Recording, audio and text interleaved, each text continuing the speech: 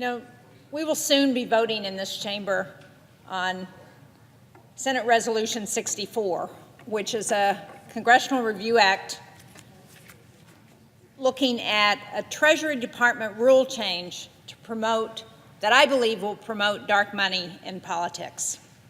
Now, since the Supreme Court's decision in Citizens United, our political system has been flooded, absolutely flooded, with money from special interest groups.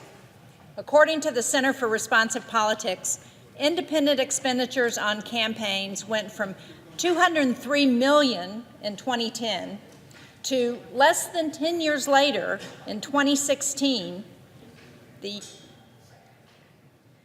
$1.48 billion.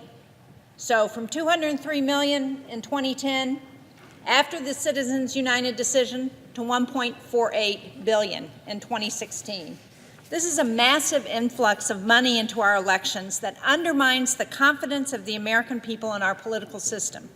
It creates an environment that is ripe for corruption and inappropriate influence. And it sows further disenchantment among the electorate and impacts participation in our democracy. It allows voters to believe that their voices are less important than businesses with a bigger checkbook.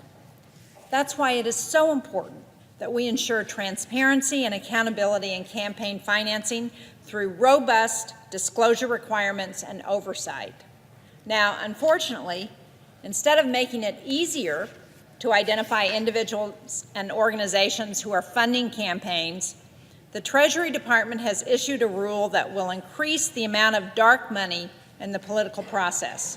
That's money that comes in, and we have no idea where it comes from and who's behind it.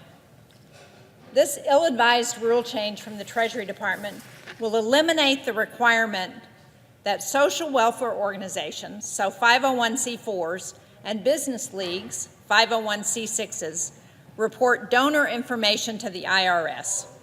That basically gives a blank check for anyone to come in and spend any amount of money, and we're not going to know who it is or who's behind the money. The change risks impeding law enforcement efforts to track money laundering in our political system, and it makes it more likely that foreign money will illegally influence our elections. Under this new rule, organizations that made over $197 million in independent expenditures during the 2016 election cycle would now be exempt, totally exempt, from disclosing who those donors were to the IRS. The door will now be open to hundreds of millions more in dark money from secret groups with hidden agendas trying to buy an election with money and influence. These dark money groups have increased in size and scope since the Citizens United decision, as they've recognized the opportunity to influence elections with no accountability.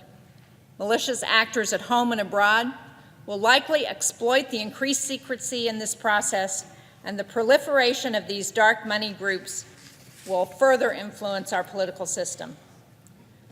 This Congress has a duty to ensure the integrity and security of our electoral process.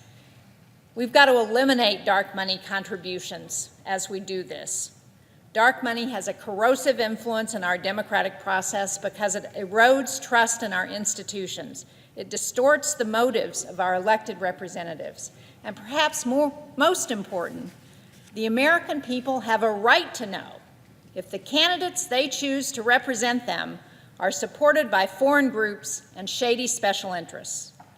For these reasons, I strongly support attempts to stop the Trump administration's misguided attempt to allow more dark money into our political process, and I urge my colleagues to support the resolution that will be coming up shortly. I yield the floor.